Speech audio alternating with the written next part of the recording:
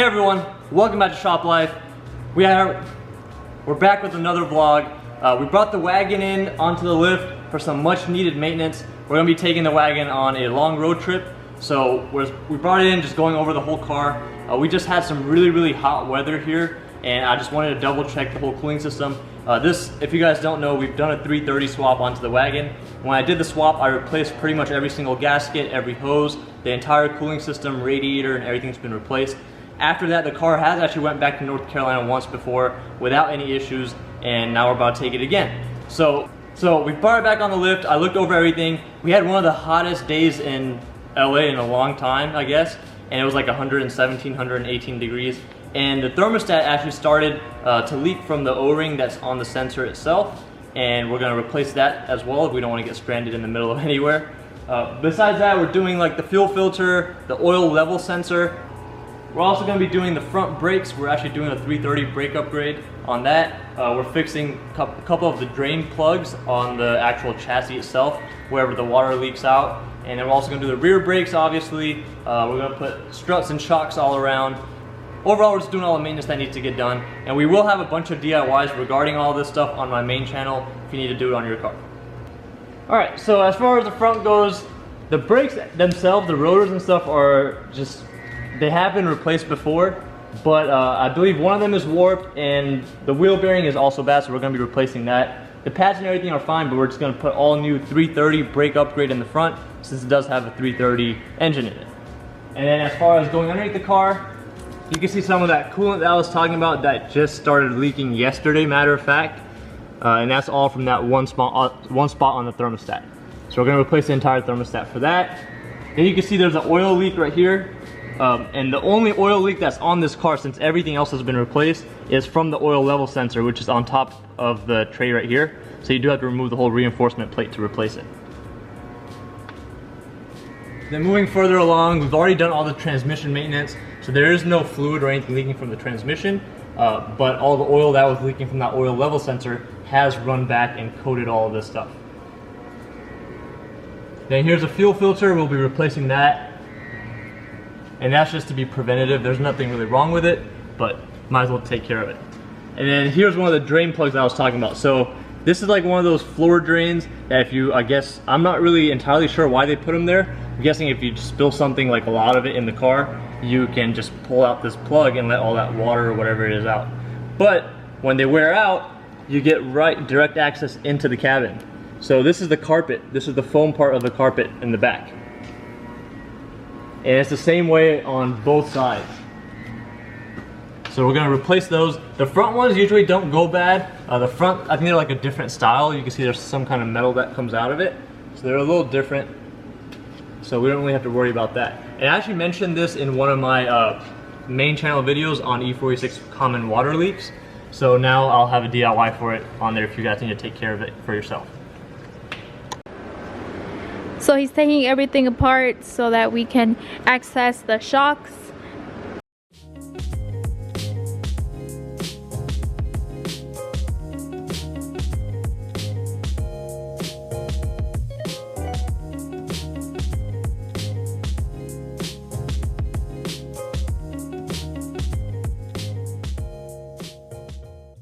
Alright, so the rear shocks have been replaced. We also replaced the two speakers in the back since they were blown. And I figured out why the back rattles so much. So a lot of this plastic stuff someone actually has removed before, and when they removed it, they broke a lot of the tabs. They didn't tighten half of the screws back. So we tightened everything up as much as we could. The broken tabs, there's not much I could do about it. But eventually we're gonna be getting a black interior if we can find one. And when we do that, we'll just take care of all the squeaks and rattles at that time. But for now, it's probably gonna be a lot improved than what it was before anyways. But yeah, so this section is done. Now we can continue on with the brakes. So these are probably the world's worst shocks. These shocks have probably around 205,000 miles on them. And just, I mean, you could just push it in with your hand and it's not coming back up. So it was actually probably just riding on this bump stop for the longest time.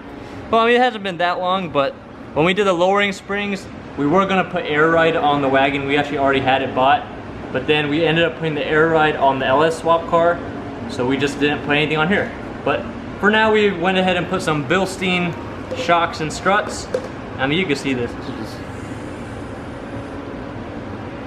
nothing.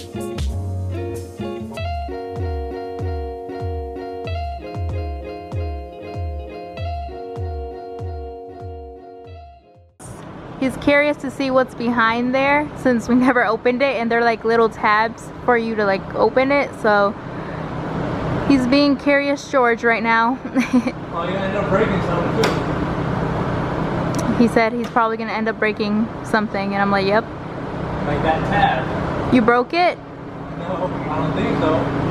Oh gosh, let's see what it is. Well, it might be the mechanism for that. Oh yeah, the windshield washer reservoir. No, reservoir's back here in that corner. What the hell is that? Oh. What is that? Oh, it's like a motor for the windshield wiper. The back glass wiper. Oh, the tail lights. Yeah, they.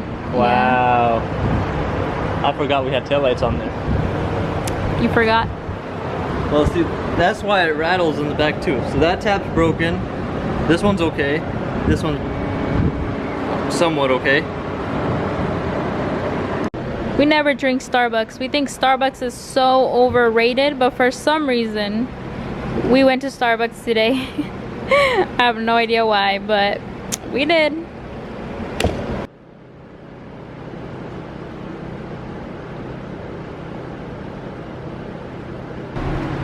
I just pulled the nut off of the wheel bearing and bam, it's already separated like crazy. Alright, let's pull it out.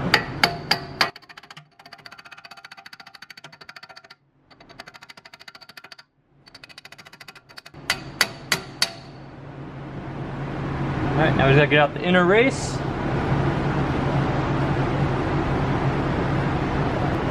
Oh snap, we got lucky and it came right off. Man. You want to tell them about the rear when you try to do? Oh my god. So I did the rear wheel bearing before our last trip to North Carolina, and I was pretty much working up until the last minute, and I started the wheel bearing the night we were gonna leave. Usually it takes me about 2 to 3 hours, maybe a little bit longer. It took the whole night, and I was like really late. And the main reason we were going was for my graduation, so we only had about 2 days to get there, and I made it there like four hours before I had to leave for graduation. Man, all because of the wheel bearing. Oh, it was a long night. Right, let me see which one I'm gonna put on.